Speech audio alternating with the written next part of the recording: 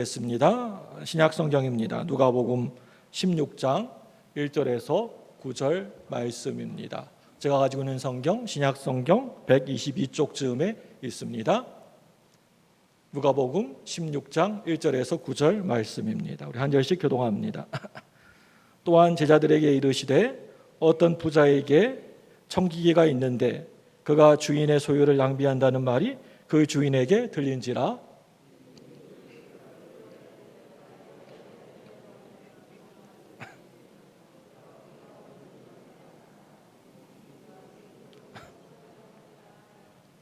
청지기가 속으로 이르되 주인이 내 직분을 빼앗으니 내가 무엇을 할까? 땅을 파자니 힘이 없고 빌어먹자니 부끄럽구나.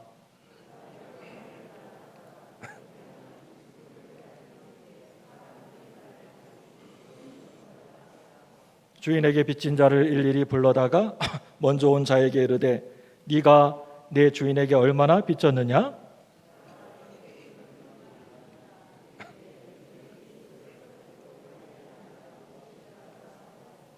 또 다른 이에게 이르되 너는 얼마나 빚졌느냐? 이르되 매일 100석이니이다. 이르되 여기 내 증서를 가지고 80이라 쓰라 하였는지라.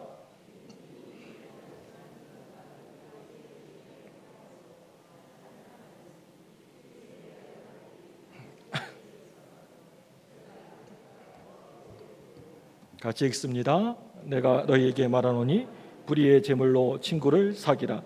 그리하면 그 재물이 없어질 때 그들이 너희를 영주할 조소로. 아멘. 전화번호 116번을 누르게 되면 10초 간격으로 다음의 시각을 가르쳐 줍니다. 다음 시간은 몇 시, 몇 분, 몇 초입니다. 마지막 끝자락을 향하여서 열심히 쉬지 않고 달려가고 있는 끊임없는 시각을 우리들에게 매 순간순간마다 알려주고 있습니다. 언젠가는 반드시 저와 여러분들은 인생의 끝자락이 마지막이 다들 있을 것이라고 생각됩니다. 저도 끝이 있고 여러분들도 마지막이 끝들이 있습니다. 하나님이 만드신 이 세상도 그 언젠가는 분명히 그 끝이 마지막이 있다는 것입니다. 이번 주간 설교 말씀을 준비하다가 제 마음속에 갑자기 문득 이런 생각이 드는 것이었습니다. 이제 다음 차례는 누구누구 차례입니다 라고 하는 그런 안내를 받을 것만 같은 생각이 문득 설교를 준비하다가 들게 되었습니다. 어느 날 그 다음은 이제 너 조 목사 네 차례다. 하나님이 그렇게 말씀하신 날이 분명히 나에게 있을 것입니다. 여러분, 지구 종말 시계라고 하는 것을 혹시 들어보신 적 있습니까? 다른 말로 하면 이 지구 종말 시계라고 하는 것은 최후의 심판 시계라고도 합니다. 1947년 일본 히로시마에 원자폭탄이 투하된 이후에 18명의 노벨상을 받은 과학자들과 세계안보위원회가 설치한 시계가 바로 이 종말 시계라고 하는 것입니다. 현대의 핵의 위험과 자연의 파괴와 같은 그런 여러 가지 것들을 전부 다 고려하여서 밤 12시 자정을 지구의 종말로 설정해 놓고 지금 과학자들이 보는 종말의 시점이 어디인가를 알려주는 것입니다.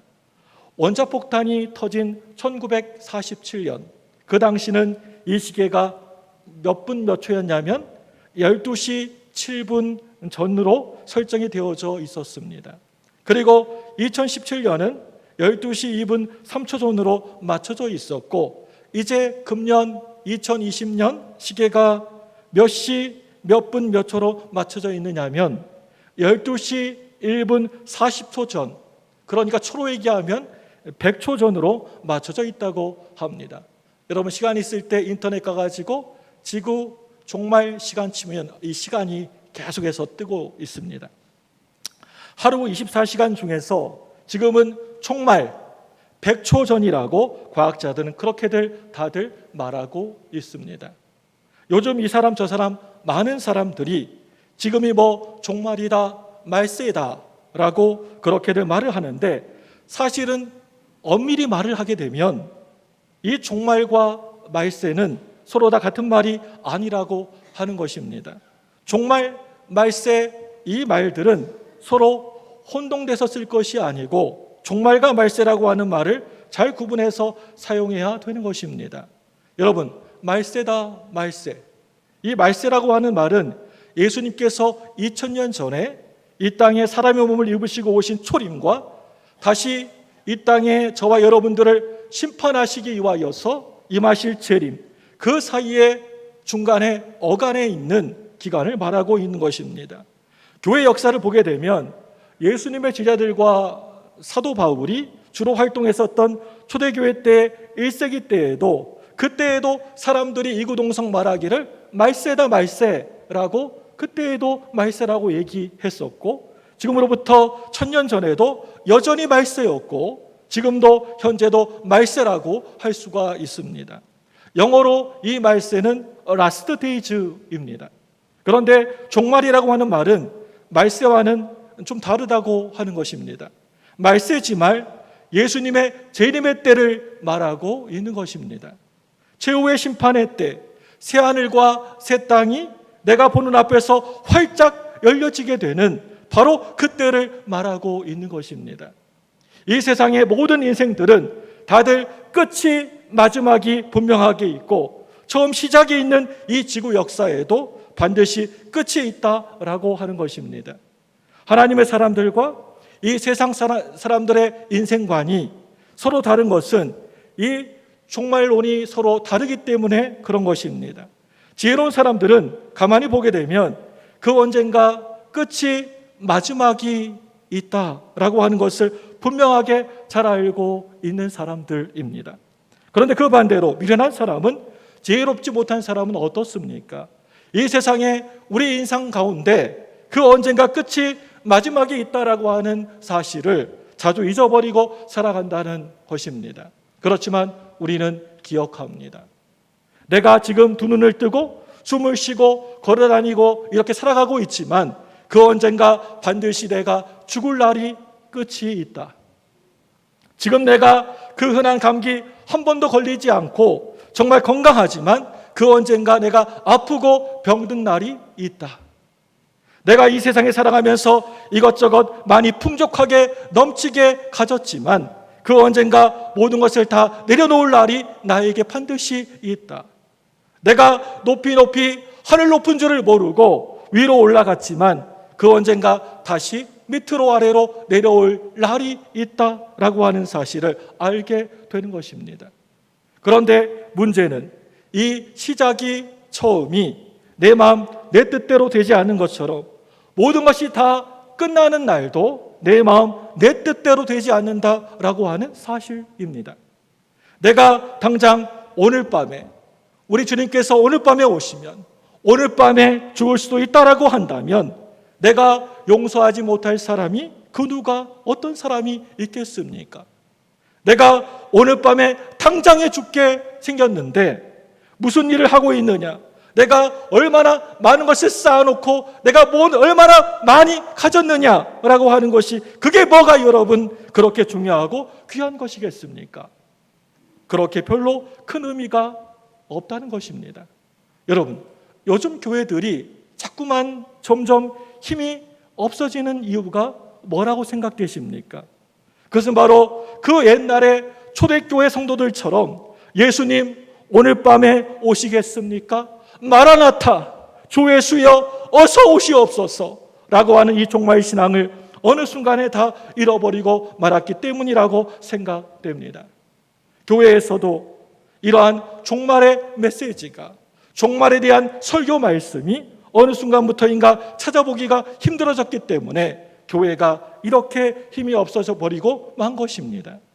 믿는 사람들이나 또 믿지 않는 사람들이나 그 직분이 무엇이든 간에 이 세상에서 살아가는 것이 전부인 것처럼 살다 보니까 일시적인 신앙인들, 이 땅에 있는 것이 전부인 양, 모든 것인 양 바라보고 살아가는 현세적인 신앙인들, 종말의식이 전혀 없이 그저 물결치며 물결치는 대로, 바람이 불면 바람이 부는 대로 아무 생각 없이 막 살아가기 때문에 종말의 승리자로 살아가는 삶에 늘 자주 넘어지게 되는 것이고 실패하게 되는 것입니다.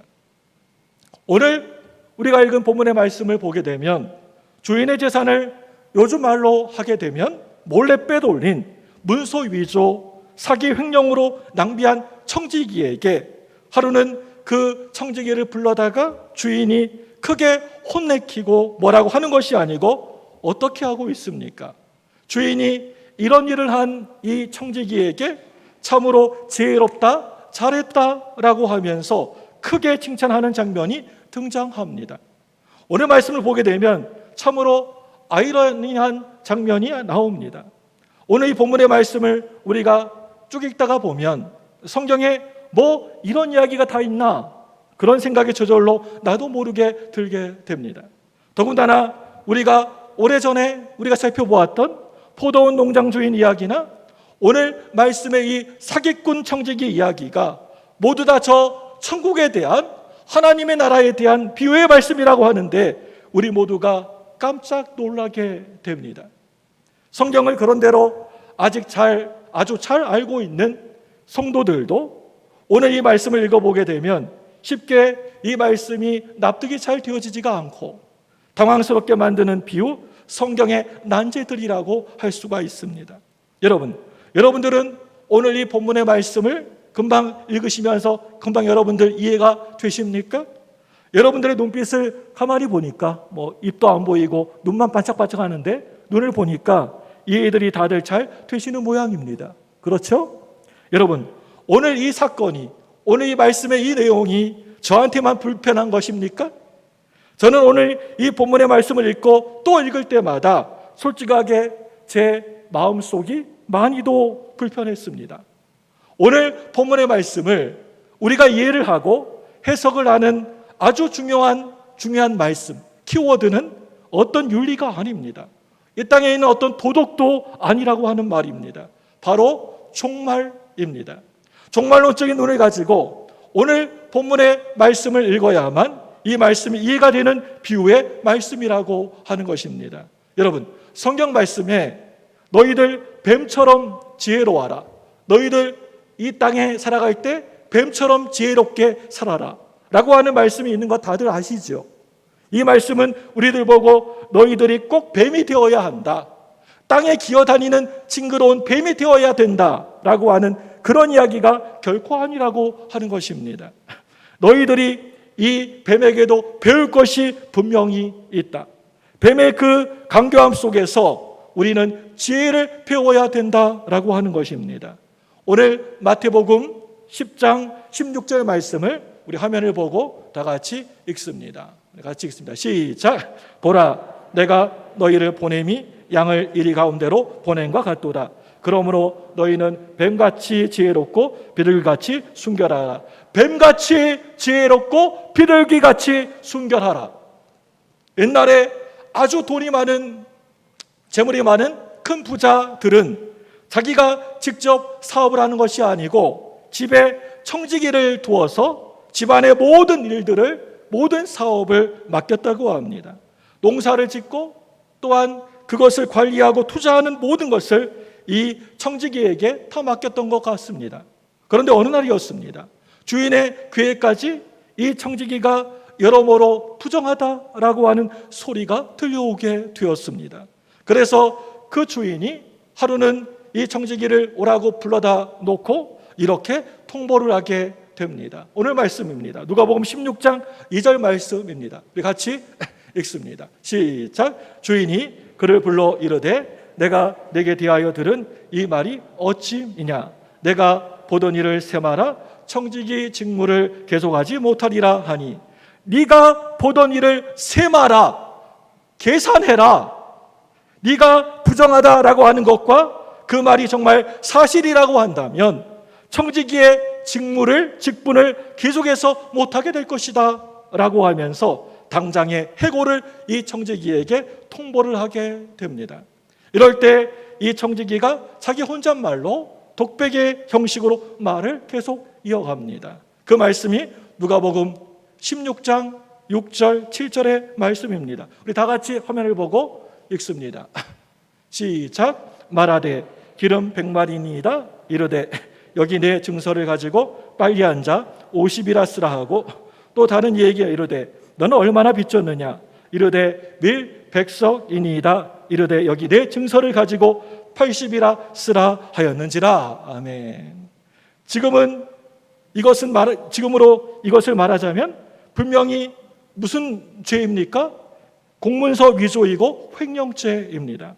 너무나 불의한 짓이고 용서받을 수 없는 사기 행각이라고 할 수가 있습니다. 그런데 오늘 말씀에 나오는 주인은 이 사기꾼 같은 이 청지기에게 뭐라고 지금 하고 있습니까?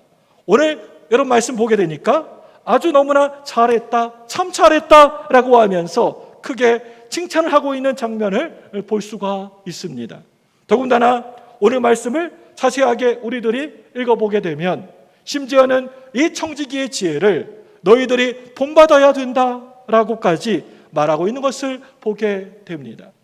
여러분, 그렇다고 오늘 말씀이 말하고 있는 말씀의 초점이 이러한 청지기의 잘못한 행위나 사기치는 것, 이렇게 남의 것을 빼앗는 사기치는 것을 우리들 보고 너희들도 똑같이 배우라라고 하는 그런 뜻이 아니라고 하는 것입니다. 너희들이 오늘 이 청지기의 불의한 잘못된 행동을 똑같이 너희들도 그대로 배워라라고 하는 것이 결코 아니라고 하는 것입니다. 오늘 말씀은 너희들이 종말을 끝을 준비하는 그 지혜를 너희들도 배우라라고 하는 말씀인 것입니다. 오늘 본문의 말씀의 가장 중요한 핵심은 8절 말씀입니다. 8절을 다 같이 읽습니다. 화면을 보시고 읽겠습니다. 시작. 주인이 이 옳지 않은 청지기가 이를 지혜 있게 하였다 하므로 이 시대의 아들들이 자기 시대에 있어서는 빛의 아들들보다 더 지혜로움이니라. 아멘. 여러분, 이 말씀 8절 말씀, 이 말씀의 의미가 무엇입니까? 이 세대의 아들들, 이 세상에 살고 있는 사람들, 일반적인 사람들을 이야기하고 있는 것입니다. 자기 시대에는 이 땅에 살아가는 세상의 삶에서는 이 세대의 아들들이 빛의 아들들보다, 하나님의 자녀들보다, 천국의 백성들, 구원받은 천국의 백성들보다 훨씬 더 지혜롭다라고 하는 것입니다. 이 세상 사람들은 그 언젠가는 그 평생 하던 사업을, 일들을 내려놓을 때가 분명히 있다라고 하는 사실을 너무나 잘 알고 있습니다. 나도 곧 있으면 금방 나이 들어 늙는다. 퇴직할 때가 있다. 보험을 든다. 적금을 든다. 퇴직한 다음을 준비해야 되지 않느냐. 그런데 너희들은 하나님의 자녀들, 하나님의 귀한 백성들이 아니더냐. 이 짤막한 세상에 잠시 살아가는 동안에 다음 시간을 위하여서 투자하고 준비해야 한다고 한다면 이 짤막한 세상살을 통하여서 내가 영원히 살아야 되는 저 천국의 하늘의 삶을 미리 준비해야 되지 않겠느냐. 이 짤막한 잠시 살아가는 세월 동안에 미리 종말을 준비해야 되지 않겠느냐. 그런데 왜 너희들은 준비하지 않고 있는 것이냐. 그렇다면 참으로 너희들 미련하게 살고 있는 것이다. 세상 사람들에게 좀 배워라. 이 미련한 하나님의 자녀들아, 하나님의 백성들아. 오늘 본문의 말씀에서 지혜라고 하는 말은 우리가 흔히 하는 말인 현명하다, 지혜롭다, 똑똑하다라고 하는 그런 뜻이 전혀 아닙니다. 여기에서 이 지혜라고 하는 말은 영약하다, 이 말은 한마디로 세상의 정죄를 말하고 있는 것입니다.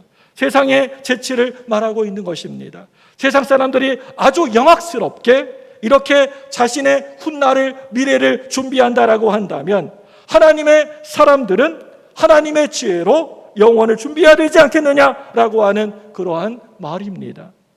오늘 본문의 말씀은 이 불의한 청지기로부터 도대체 무엇을, 어떤 것을 우리들 보고 배우라고 하는 것입니까?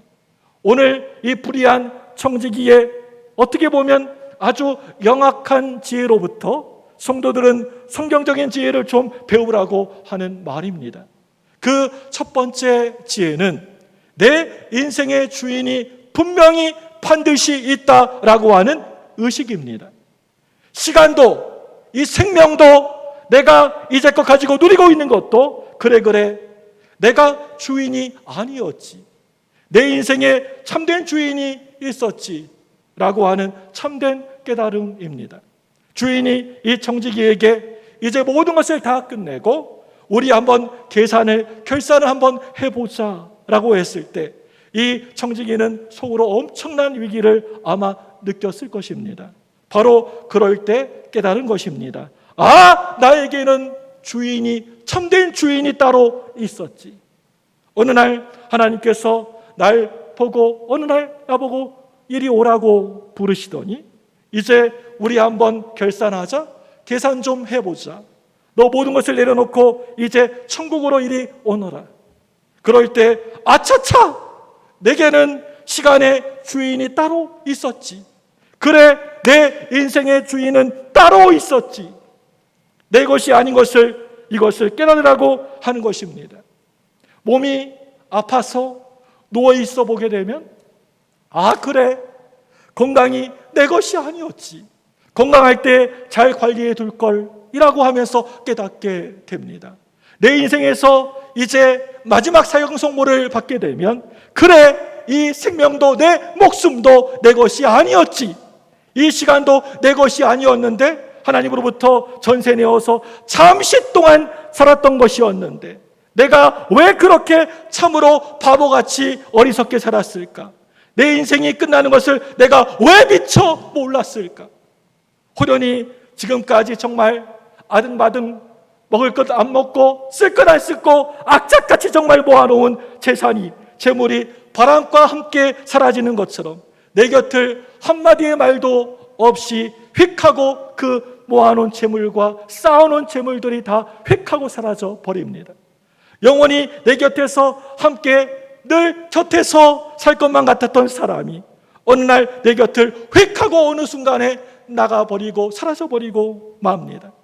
어느 날 갑자기 내 젊음이, 내 건강이 내 곁을 떠나갑니다.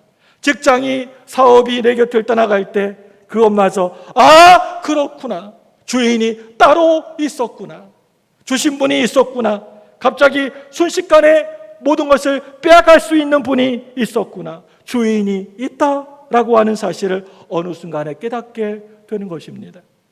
당장에 오늘 밤에 내가 평생 동안 아등바등 거리면서 붙잡고 살아왔던 것을 그거 다 두고 와라 라고 하나님이 날 오라고 부르신다면 단 1분 1초도 하나님 잠시만요, 좀 해야 될 것이 있습니다, 잠시만요 라고 하면서 연기하는 것이 절대 안 된다라고 하는 것입니다.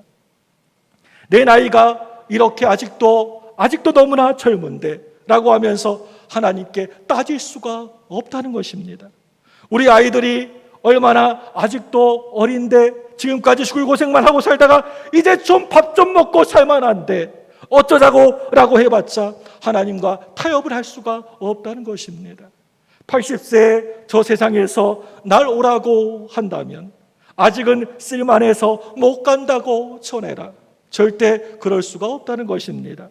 90세 저 세상에서 날 오라고 부르면 내가 알아서 할 테니까 재촉하지 말라고 쳐내라. 그럴 수 없다는 것입니다. 100세 때 저 세상에서 날 오라고 부르면 좋은 날 좋은 시에 간다고 쳐내라. 여러분, 그럴 수가 없습니다. 노래일 뿐입니다.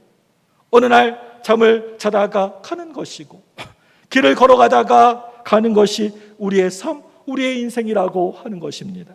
여러분들이 갈 시간을 여러분들이 정하는 것이 아닙니다. 탈무드를 보게 되면 랍비 캠시의 교훈이라고 하는 그런 글이 있습니다. 이 세상이 무엇인가? 하늘을 지붕 삼은 하나님의 집이다. 그 집을 밝히는 등불은 해와 달과 별이다. 하나님의 식탁은 모든 농장의 오곡백과과 맛있는 과일, 잎과 뿌리, 이 땅에 있는 모든 것들이다. 세상이라고 하는 집의 주인은 하나님이시다. 어느 날 세상에 살아갈 때 이 세상의 주인이 하나님이 아니고 엉뚱한 주인들이 자기가 주인이라고 나타나게 될 것이다. 하나님이 말씀하십니다. 내가 주인인데 가짜 주인들이 나타나게 되면 그날이 이제 세상의 마지막이 다 된 줄로 알아라. 이 세상에 미국이, 중국이, 강대국들이 이 땅의 주인이 절대 아닙니다. 무슨 물질이, 돈과 권세와 권력이 이 세상의 주인이 아니라고 하는 것입니다. 오늘 말씀은 저와 여러분들에게 이것을 분명히 알라고 하는 것입니다. 무신론자인 리차드 도킨스는 어느 날 2층 버스에다가 현수막을 하나 크게 걸어 놓았습니다. 뭐라고 써 있냐면 그 현수막에 이 땅에, 이 세상에 하나님은 안 계신다. 네 인생의 주인은 바로 너다. 그러니 걱정하지 말고 마음껏 즐겨라 라고 현수막에 크게 써붙여 놓았습니다. 그렇지만 여러분, 성경은 이와 동일한 이야기를, 똑같은 이야기를 하고 있습니다. 너희들 걱정하지 말아라. 하나님이 분명히 살아 계신다. 그러니 걱정하지 말고 염려하지 말고 너희들 살아라. 하나님이 너와 함께 하시고 너를 늘 항상 지켜주실 것이다. 하나님이 안 계시니 걱정하지 말고 즐겨라 라고 하는 것과 하나님이 분명히 계시니 하나님이 너를 늘 지켜줄 것이니 절대 걱정하지 말고 염려하지 말고 당당하게 살아라. 완전히 서로 차원이 완전히 다른 이야기지 않습니까? 오늘 우리들이 살아가고 있는 이 시대에 또 다른 주인들이 우리들에게 있습니다. 바로 인본주의 휴머니즘입니다. 어떻게 보면 참으로 멋있고 매력적인 현대 언어라고 생각됩니다. 그래서 이 사상이 발전하여서 내 인생의, 내 삶의 주인은 바로 나다. 내가 어떤 결정을 내리고 판단하든지 그것은 귀하기 때문에 존중되어져야 한다라고 그렇게 이야기합니다.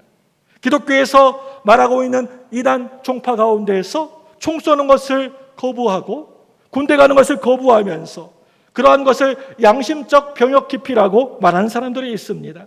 이런 이야기를 들으면서 어느 날 갑자기 이런 생각이 제가 문득 들게 되었습니다. 나는 양심이 없어가지고 군대에 갔다가 왔나? 내 나라가 너무나 귀하고 소중해서, 내 국가가 너무나 귀해서 내 인생의 가장 귀한 시간을, 젊음을 이 나라에 바쳤는데 여러분, 이게 얼마나 귀한 일입니까? 구약은 한마디로 전쟁의 역사라고 할 수가 있습니다. 그걸 통하여서 성경은 거룩한 전쟁, 영적인 전쟁까지를 가르쳐주고 있습니다. 군대를 통하여서 내 나라를, 내 민족을 지키는 것은 너무나 숭고한 일이고 거룩한 것입니다. 정말 부득이하게 대체 복무제가 필요하다라고 한다면 모든 군인들, 군대를 통하여서 충성을 다한 사람들의 자존심을 지켜주는 방향으로 만들어져야 될 것이라고 생각됩니다.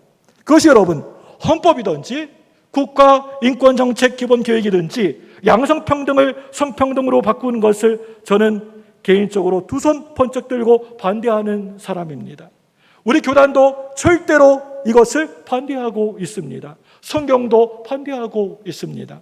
모든 국민은 평등하다라고 하는 이 말이 모든 사람은 다 평등하다라고 하는 식으로 종교차별 금지라고 하는 말로 우리 기독교의 중요한 그 구속 구원 교리를 거부하는 일들을 저는 개인적으로 절대 반대합니다. 이것은 우리 교단의 합동, 대한예수교 장로고 합동의 결의사항이고 우리 성경의 가치입니다. 사람은 이 땅에 태어날 때 그 사람이 남자로 태어났든지 아니면 여자로 태어났든지 하나님 앞에서 다 평등하다라고 하는 양성평등이 성경적 가치라고 생각되어집니다. 하나님이 없는 도덕, 성경이 없는 가치, 이게 바로 이 세상의 인본주의 휴머니즘이라고 하는 것입니다. 아, 그래 맞아. 내게는 주인이 따로 있었지. 이것을 내가 깨닫게 되는 바로 그 순간에 나는 무엇인가? 바로 나는 청직이라고 하는 것입니다. 이 시간에 이 시간도 내 것이 아닌데, 이 목숨이, 내 이 생명이 내 것이 아닌데, 우리 고린도전서 6장 19절 20절 말씀을 화면을 통해서 같이 읽습니다. 시작. 너희 몸은 너희가 하나님께로부터 받은 바 너희 가운데 계신 성령의 전인 줄을 알지 못하느냐? 너희는 너희 자신의 것이 아니라 값으로 산 것이 되었으니 그런즉 너희 몸으로 하나님께 영광을 돌리라. 예. 너희 몸은 피로 값주고 산 바로 누구 몸이라고요? 내 몸이다. 이 말씀을 보게 되면 내 몸도 사실은 내 것이 아니라고 하고 있습니다. 그렇기 때문에 우리가 이 세상에 오래도 아니고 잠시 동안 살아갈 때 건강하게 잘 살아야 되는 것입니다. 왜 그렇습니까? 내 것이 아니기 때문에 하나님이 내게 잠시 동안 맡겨준, 빌려준 인생이기 때문에 그런 것입니다. 오늘 본문의 말씀을 우리가 살펴보게 되면 퍽이나 아주 재미있는 말씀이 비유의 말씀의 결론을 맺고 있는 것을 보게 됩니다. 오늘 말씀 16장 9절 말씀입니다. 우리 다 같이 우리 화면을 보고 있습니다. 시작. 내가 너희에게 말하노니 불의의 제물로 친구를 사기라. 그리하면 그 제물이 없어질 때 그들이 너희를 영주할 초소로 영접하리라. 좀 약간 좀 이해되지 않는 말이지 않습니까? 불의한 제물로 친구를 사기라? 불의한 제물로 친구들을 사겨라?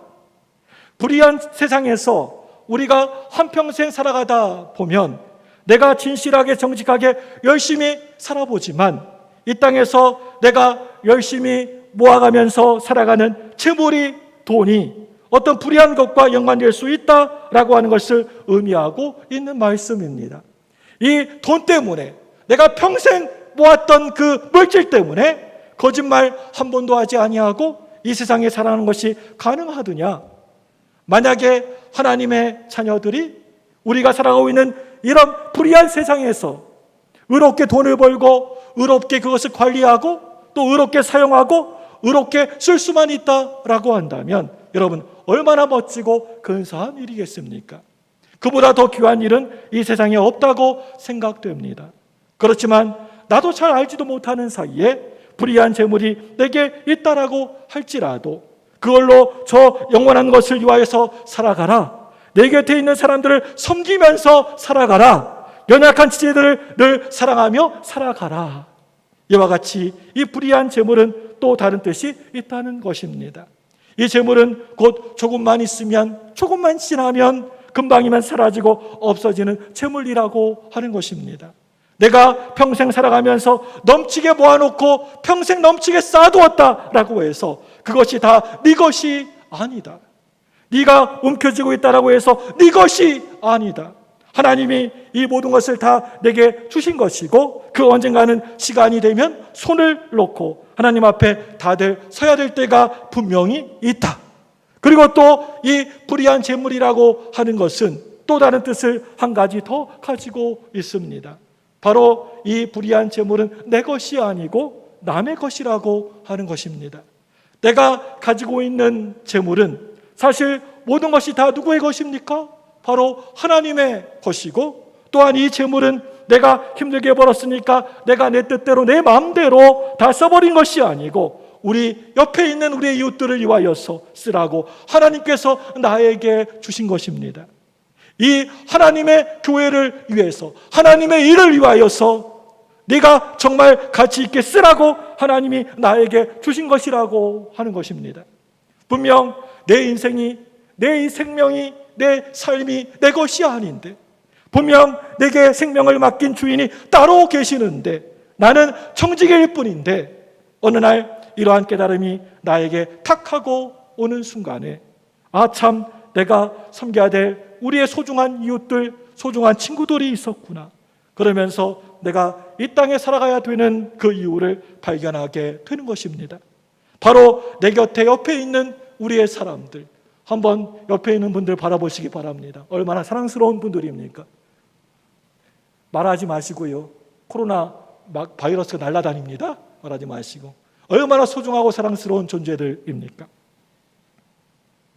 나는 진짜 참 주인을 발견하고 나면 자기 존재를 깨닫게 되면 지금까지 눈에 전혀 보이지 않았던 저 하나님의 나라가 천국이 확실하게 보이게 되는 것입니다.